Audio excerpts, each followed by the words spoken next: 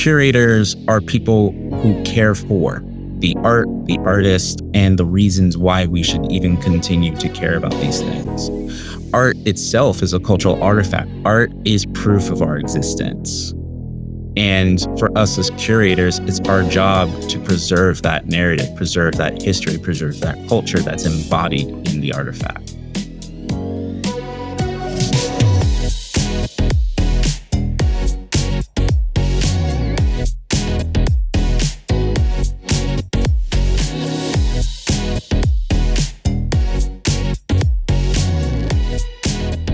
Hello and welcome to Power Beyond Pride, a weekly queer change-making podcast bringing you voices and ideas from across our fierce and fabulous spectrum to transform our world. I'm Kenyon Farrell. I'm a writer, communications strategist, activist, and very glad to be here today. And I am Maddie Bino. I am always the loudest person in the room, whether I am speaking or just standing. My presence is always well and known. So we love that. And we are sitting here today with the amazing Mr. Jordan. And today we get to welcome someone who reminds us that art isn't just something that we hang on walls. It is something that we live inside of each and every day. Jordan Robinson is a creator in every sense of the word. He is the founder of JTR Presents, a contemporary art museum and a design firm rooted in creative community services right here in North Carolina and Raleigh, to be exact. In today's world, Jordan shows us that joy can be intentional, that art can be accessible, and that building communities can both be beautiful and bold. So thank you, Mr. Jordan Robinson, for being on the show with us today. Well, thank you for the privilege of having me here. It really is an honor, and I thank y'all for even thinking of me. Oh, no, thank you. We're so glad that you're here to join us. So, Jordan, as an artist, curator, illustrator, designer, and founder of JTR Presents. So one, that's just like an amazing set of titles and descriptions for you. But before we get into that and your, kind of work now, tell us about your origins. I often like to say, if this was the Marvel Universe, what is your origin story? So for you, how did you become the artist, curator, illustrator, designer, and obviously founder of this organization? Yeah. Oh, I like that analogy because it makes me feel like I'm a superhero. Yeah. So I am born to a family of educators. Mom has been an English teacher for about 25 to 30 years. My brothers, they both worked at NC State, Chapel Hill, just to name a few. One of them continues his career in education, working at a charter school. So I've been around a bunch of educators. And so I think of art often with education and cultural preservation. We can get more on that later. But to answer your question, we're all New Yorkers, but I was raised in the South. I moved down here when I was 2. So I kind of had the best of both worlds. The way I say it, I have a New Yorker mindset with a Southern personality. I'm the most polite person to ask you to move because you're in the way. And as far as the arts, like my family's just been so supportive. With mom and dad supported me and my brothers in everything we did, be it scouts, sports, band. I was playing with instruments and drawing pictures since I was like 2. And they just kept pouring into us. And I kept going and doing it. So by the time I was 8, because I think it was 8, whatever grade I was in, I remember someone asked me, like, when I grow up, what do I want to do for a job? And I was like, if I got to get out of bed every day to do something, I want it to be something fun. I want to do cool things with cool people that matter. And so artists, engineers, designers, all of the architects, all of that looked interesting to me when I was looking at job professions when I got a little older. And so by the time I got into A&T, I was planning to be an architect because I was signing up for the architectural engineering. And they put me in art, which was the best mistake they ever did, because that's how I met one of my mentors. I can also expand on that later. So yeah, that's a little bit of an over summary of just my experience and kind of where I come from. Well, the good thing is you said you started in college as an architect major, but art is an architect of life. So it does still kind of go hand in hand in what you're doing. You're still an engineer of sorts now. Instead of constructing buildings, you're engineering life. And I think a lot of times, especially as an artist, that's a harder but more rewarding job because you create the soundtrack that people's lives develop to. You Mm. create the illustrations that depict a person's mood and feelings. So when you think of as an artist and you are in that creative moment, what was the moment in life that most influenced you to tap into that creativity? How did that get sparked inside of you?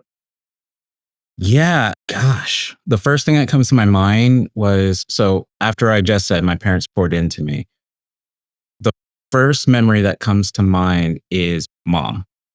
So I Mhm. remember I had been like 4 or 5, and we were playing with Legos. Like we had like tubs of Legos. And I remember we were building this house, and mom had like we were putting in like different blocks or whatever to make the kitchen appliances, this the refrigerator. Like we were going in details. And when we were done, I was just fascinated about that. And I was like, oh, that's really cool.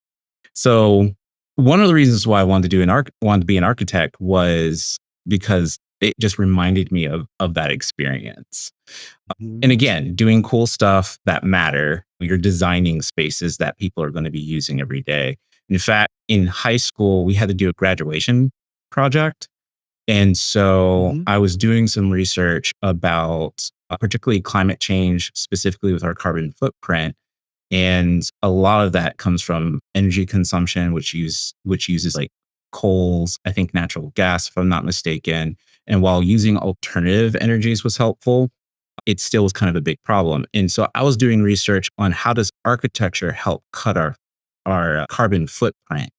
And one potential avenue was designing homes that self heat and self cool throughout the seasons. So you won't need to use your HVAC, which makes up about 50% of the energy consumed in an average household at the time.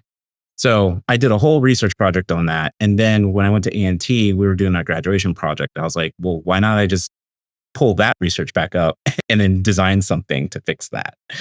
So that ended up being my graduation project again for college. But to answer your question, it started with mom. It started sentimental, and then mom and dad, because dad, I mean, we bond over music. So dad would give me the Mm. history of sort of the classics of jazz, particularly like Ella Fitzgerald, Duke Ellington, Sam Cooke. Dad was more on the music side. Mom was more visual arts. Cause I remember one time in middle school, I was drawing in like one of my notebooks. She's, I'm tired of you drawing stuff, these beautiful things, and it's on lined paper. We just cannot have that. So she took me to an art store to buy me an actual sketchbook. So it's like little things like that. Oh, wow. Yeah. I love it. That sounds like something that my mom would have done too. Yeah. It was just, it was so dramatic too. She's, that's enough. We're going to the store now.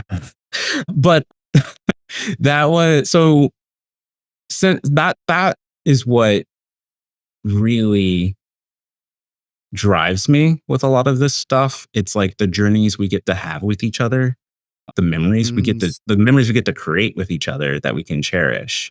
And then if I'm being fully honest, it's nice to know if it whatever we create actually helps other people too afterwards.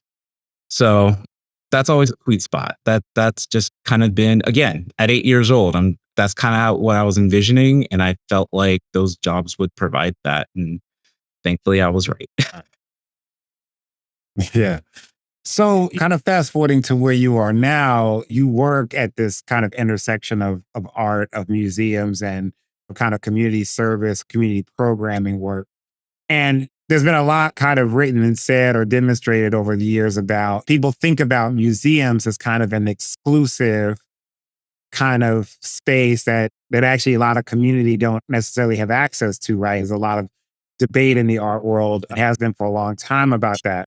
So for you, why do you feel like this intersection is so important in terms of bringing art, the kind of museum space, and then community together? And what's your sort of take on what's happening now in terms of Mm. arts and the attacks from the current administration? Ooh, yeah, a lot to go from there.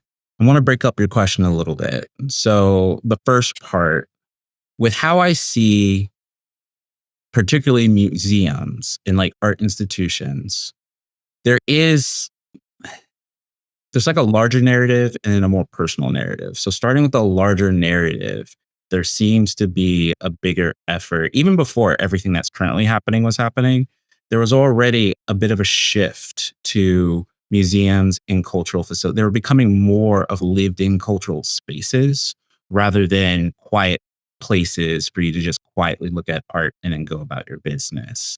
And with the change of audiences, like particularly with millennials, Gen Z, Gen Alpha, as newer generations are starting to come of age to where they're entering in these spaces and engaging with these spaces, they're engaging it differently than the previous generations. And I think a lot of these institutions caught on that and was trying to make and are trying to make that shift. Now, I think it's a balancing act, Mm. mainly because those that support those institutions, be it through grants, private donors, there's always a little bit of pushback, right? This reminds me of my time at the Mint Museum. When I was at the Mint Museum, I was only working at the front desk. And at some point, one of my mentors, who was part of the community engagement program, she was running an event with Dr. Leo Twiggs on a series of art pieces he did to commemorate those that were affected by the Charleston 9 shooting. And so I had brought up to her, hey, I played around with the live stream before because that was a new feature that YouTube was doing. And then later on, Facebook and all the other social media platforms were doing live streams. So I I just finished grad school at SCAD with arts administration. And I remember from that program, I was thinking about like it was talked about of how community engagement is a way for institutions to kind of connect with the communities they're supposed to serve and understand what opportunities there could be for those institutions to continue helping the public so they can get more support. And so, all that said to say, live stream was something of interest to her. So she indulged and we did a live stream and it slowly gained popularity. So that was where we got a lot of our online engagement from younger audiences on YouTube and then more so on Facebook when we made the shift to that platform. And so that's to say, like on a larger narrative, these institutions were already starting to change in little and big ways on how they can still serve the public and the new generations to come.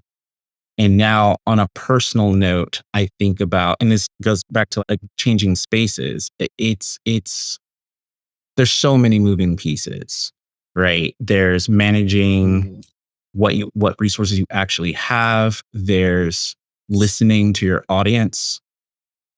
And I want to kind of go back to another part of your question about what got me interested in any of this in the first place. So I used to be an apprentice to Edie Carpenter over at Greenhill. I had done an internship with her. And I remember one advice that she said, if you want to be a curator, you need to curate shows. But I recommend that you curate shows that are socially minded because that's what the public tends to focus more on and seems to care more about. And so when I later went to grad school, learned about supply and demand and also like your product, if your product serves the need of your audience, it creates this sort of cycle of support. Like they'll buy into it, which then allows you to market it, improve the product, so on and so forth. If your product sucks, it's hard to market it. It's hard to get people to support it. And it just kind of, it turns into a vicious cycle. So when I was interning at Alliance Theater in Atlanta, they had just done the production. This is like 2016. They had done their production of Disgrace. And it was this play about racial tension, about tensions between different religions, different ethnicities, different nationalities. And it was so impactful to the community that the leaders from both the Jewish and Muslim communities in Atlanta wanted to do like a town hall meeting at our theater.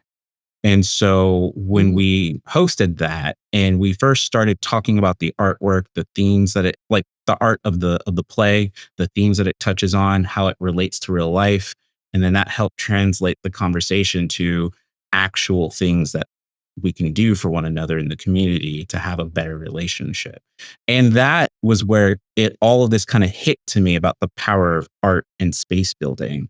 I think art has the ability to hold space for for the organizers and actors to come together.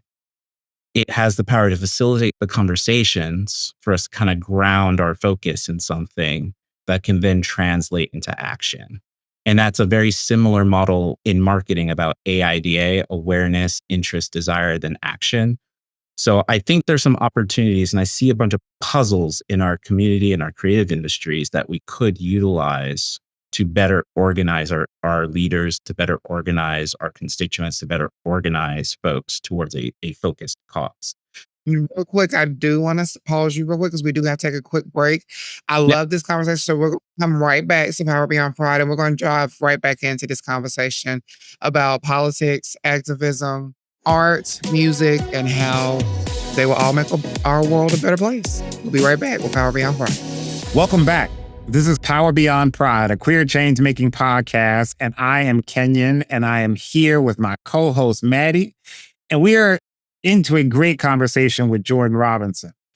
So, Jordan, bring us back. I want to talk more about some of your projects. So, you started JTR Presents, a contemporary art museum and design firm that conducts creative community service projects back in 2016. So, you're coming up on your 10th anniversary now that I think about it. Yes. I heard there was even a story linking it back to a professor that you had at North Carolina A&T. You started to talk a little bit about that.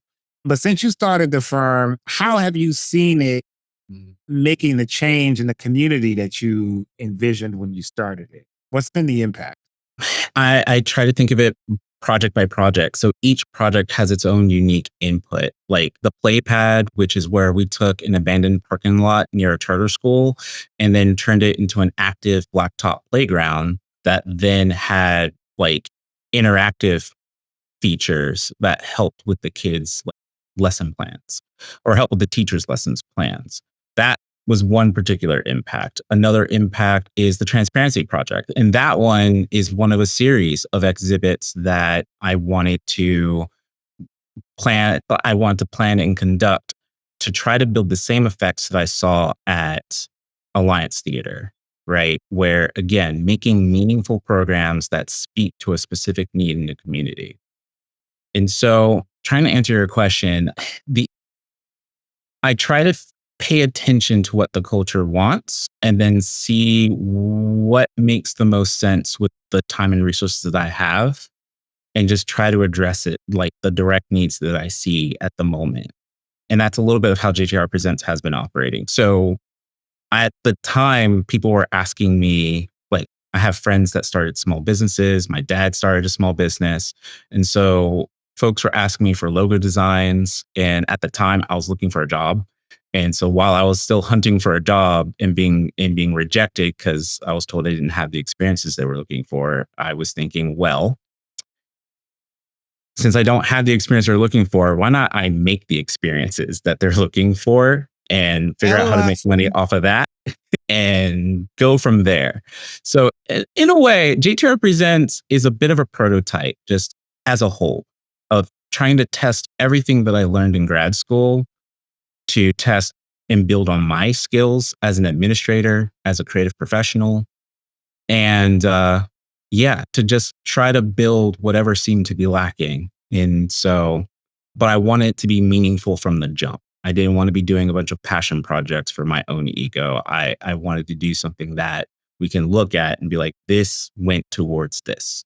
So all my client work that helped me get money to survive, I portioned that out too to fund projects like Transparency. Well, you actually just feed me right into the next question, which I love whenever our conversation just goes organically the right way. But Jordan, I am very interested in knowing what your views and your stances are about art and politics, because I think a lot of times we forget that art itself is a form of activism, whether it's music, print, visual, whatever, any form of art, literary, is it's a form of activism. So to you, what does it mean to be an activist and an artist? And what do you think the responsibility falls back on the artists and the curators to do their job as activists in a political stand? That's a great question. I have a working theory about that.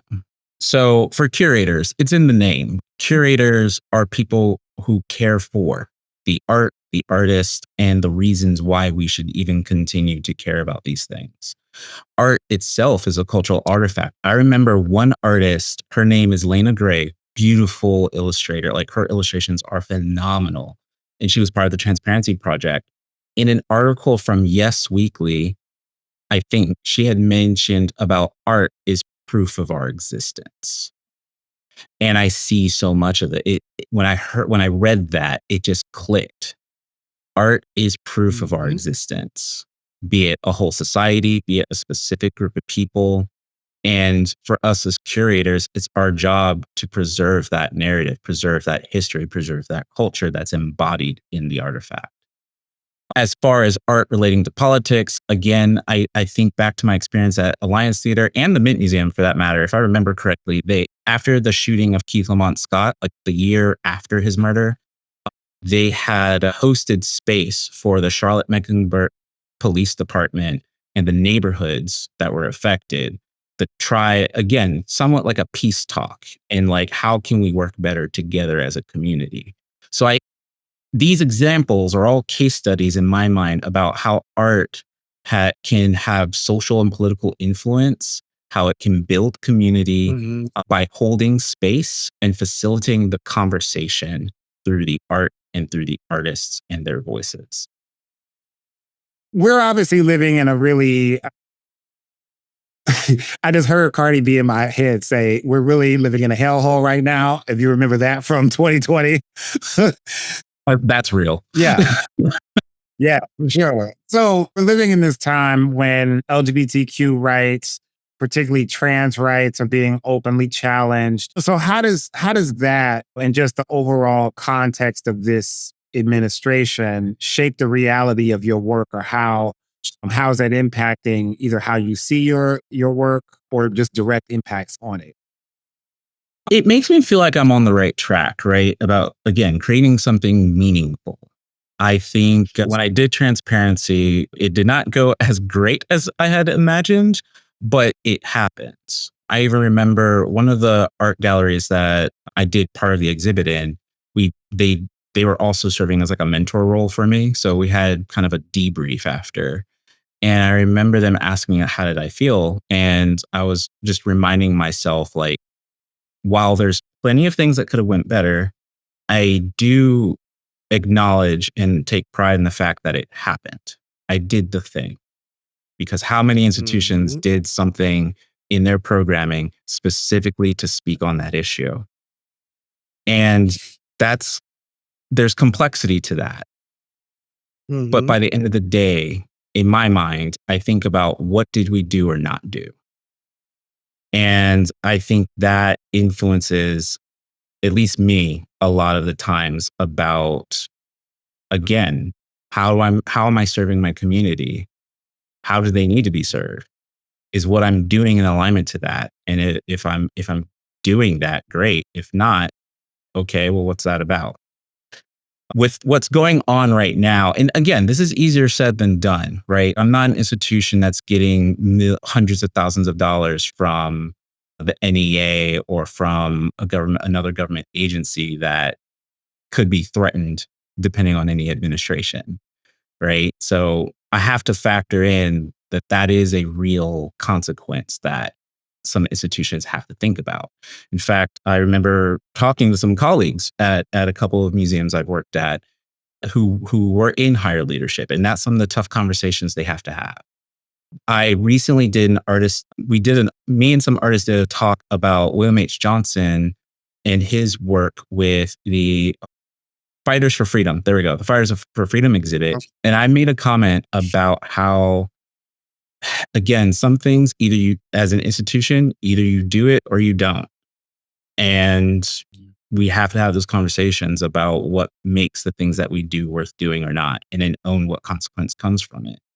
And that does include like having honest conversations with your constituents, with grant funding, or with whoever's supporting, with your volunteers. This is the part that I meant earlier about there's a lot of moving pieces, but I digress because I'm not sure if I'm really answering your question. The short answer in it, yeah, that's all that comes to my mind. Well, let me ask that because you are answering the question. You're on that right push. So, what is it that because you made a comment about not receiving a lot of funding, being in a funding space, and we know that funding for the arts as a whole since 2024 and 25 has gotten slashed very much so because of our government. So, how can the Yeah. community get involved? Like, how can we Yeah. partner with you to? Yeah, I mean, I think that's fair. So definitely volunteers, personal donations, donating directly to the organizations. So JTR Presents is not a 501c3. However, we do partner with 501c3s. With transparency specifically, we had done a fiscal sponsorship agreement with the Arts Council for Greater Greensboro, which then allows us to then offer you receipts for your donations to write off your taxes if you need that. Other people just donated to be donating, and that went directly towards the project, helping out with the logistical needs. In-kind donations, that's ultimately it. Like volunteering, in-kind donations, or giving money to organizations that are doing stuff that you want to be involved in, I think are the most direct ways that people can assist. I think another way too is there are folks that are advocating for the arts, like the American for the Arts. That's an organization I see on LinkedIn all the time, giving us information on who to reach out to in terms of our representatives, of asking them to support the arts. There's also that other part. Talk to your representatives about how important the arts are in your community. Look at the Yeah. people that are making those arguments and then just join in on that. Spread the word, even sharing it on your social media pages. So those are avenues I think people can directly support, at the very least me, on these causes, but also the institutions that they respect and appreciate. I think the biggest thing that you're saying out there to our listeners is there's nothing that you cannot not do. So I need y'all to pay attention when things like this do come up, that because the arts is under attack, not just for any particular community, is all of us are benefited as well as we are all affected when the arts leave our community. So yeah, this is not a thing where it's, well, this doesn't bother me, it bothers somebody else, so I don't have to jump in. No, please jump in. Every child And deserves the right to grow up knowing what art looks like and how it can benefit our life, how it sets the tone of your life. Music is our soundtrack. Like we need these things. Go ahead, Jordan, real quick. yeah, and pay attention to the larger narratives, right? Depending where you're living, the arts and creative industries are the biggest employers in some places. That was the case in Georgia when I was in Atlanta. The arts was the biggest industry in terms of jobs for the whole state. Now, they weren't the most paying, but they were the most hired. Well, art ever really paying? It's not a financial thing that we do as artists. This is more of That part a too. passion. We do have a break, and we are going to come right back with more of Jordan and our speed round. We're going to come back talking to him to get more to know about Jordan personally, have some fun with Jordan, laugh with Jordan, and just continue talking about how art shapes our lives. So stay right here. Stay tuned. Be right back. And welcome back to Power Beyond Pride. I'm Kenyon here with my co-host Maddie. And again, we're having a very interesting conversation with Jordan Robinson, artist, curator, museum founder, etc. And so now we're going to get into our speed round of questions to get you to get to know you even better. So this is when we just ask you some questions. We don't want you to overthink your responses. Just the first thing that comes to your mind is your answer, right? So Fair enough. you ready for that? I will try. First question, museum opening. Oh, I like this question. Jordan, I think this will be a good one for you. Museum opening or house party with good music? What's your flavor? House party, believe it or Okay. not. What's your most used emoji? A black heart. I like black and I like love. So a black heart. Okay, yes, black hearts. I've always wondered what the different colors represented because I be getting confused because a heart is a heart to me, but to Whatever each you his want. own. So let me ask you this question. Are you a messy studio or an organized chaos person? Oof. Organized chaos. I try to have some structure. Whether it's actual structure, we don't. That's up to the interpreter. But the more I can pre-plan, the better. So, who was your first art crush? It could be a designer, another artist, a fictional character, but first art crush. Art crush, Maya Lin. I really love Maya Lin's like monument sculptures, all her conceptual pieces, or Todo Ando for all his architectural designs. But I'll leave it at that. If you were thinking of your emotional state right now, what color would your aura be? Dark blue. Blue's my favorite color. And I like darker colors. So dark blue. I feel pretty good. I'm in a good headspace. Okay, so are you more risk it all and send the risky texts? Or are you type it, delete it, overthink it, rinse and repeat? I think we know the answer to that part. Definitely. Yeah, no. I take calculated risks. So you are an overthinker. Okay. Yes. Okay. If I think it's serious, I will overthink it. Well, I gotta ask this question real quick. Kenyon, are you an overthinker? I probably am a calculated risk as well. Like I'm pretty direct in terms of the risky tech situation, but if I do it, I pretty much have already thought through the consequences, or I already highly suspect you down with it. or calculated the probability of something bad happening and realizing it's not that high. So why not take the risk? Right. Mm-hmm. I'm a risky person. I'm a true Leo. I'm just gonna put it out there. I'm just gonna be honest. What's the worst you're gonna do? Yes or no? Like, which one is it? And if you come back and be like, that was scary, I'm calling the cops. I'm gonna be like, well, my daddy is one and I got him on speed dial, so you ain't gotta call. So I say just risk it and do it. Hey. I honor your courage.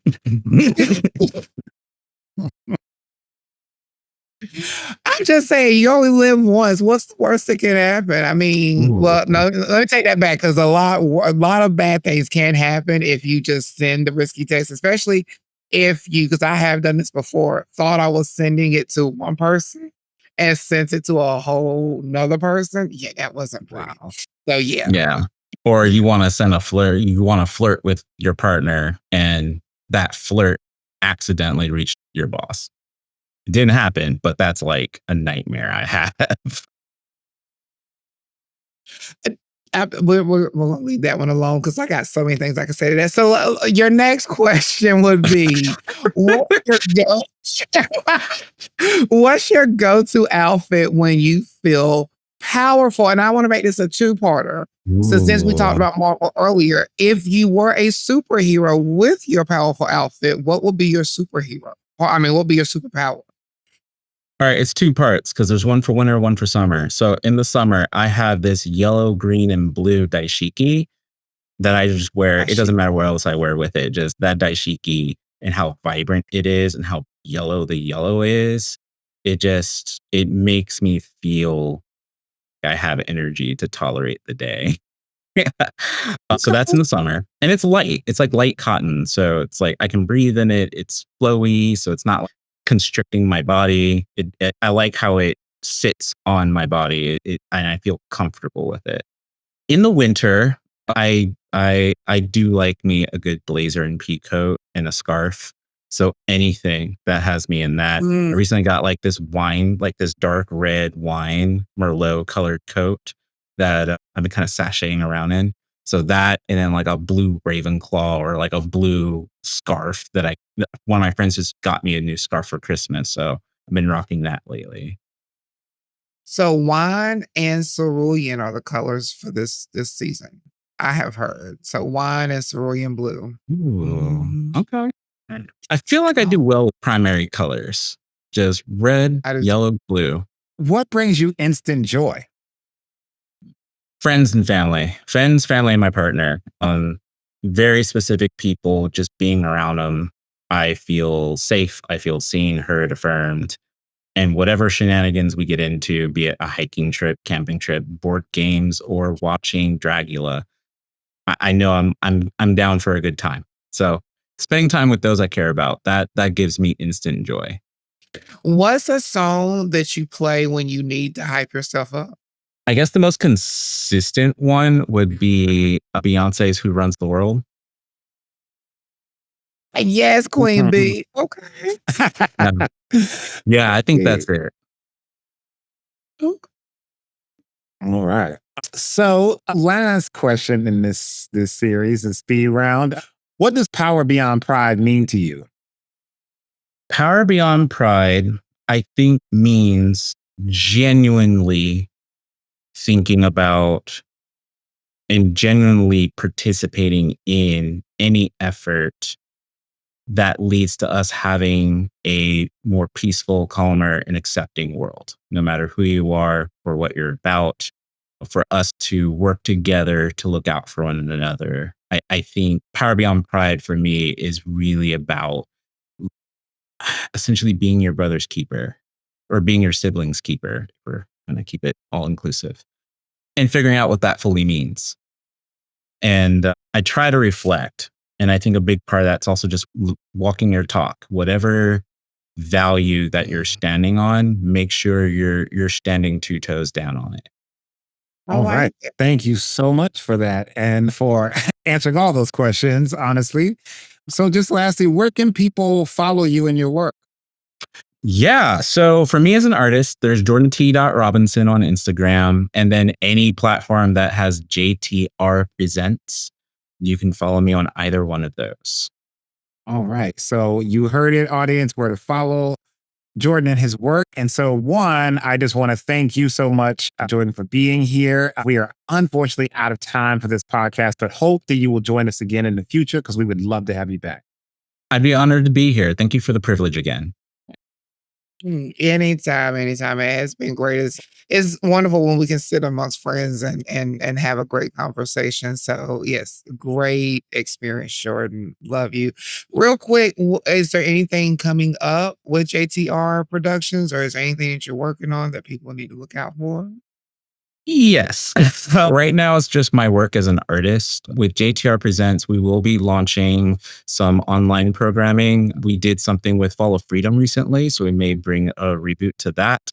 So just stay tuned on our platforms. Just for me personally, there's 2 art exhibitions, one in Charleston from February 2nd to the 27th. And there is a solo exhibit I have in Charleston, Virginia, in one of their public libraries. So follow my socials. I'll give you more details.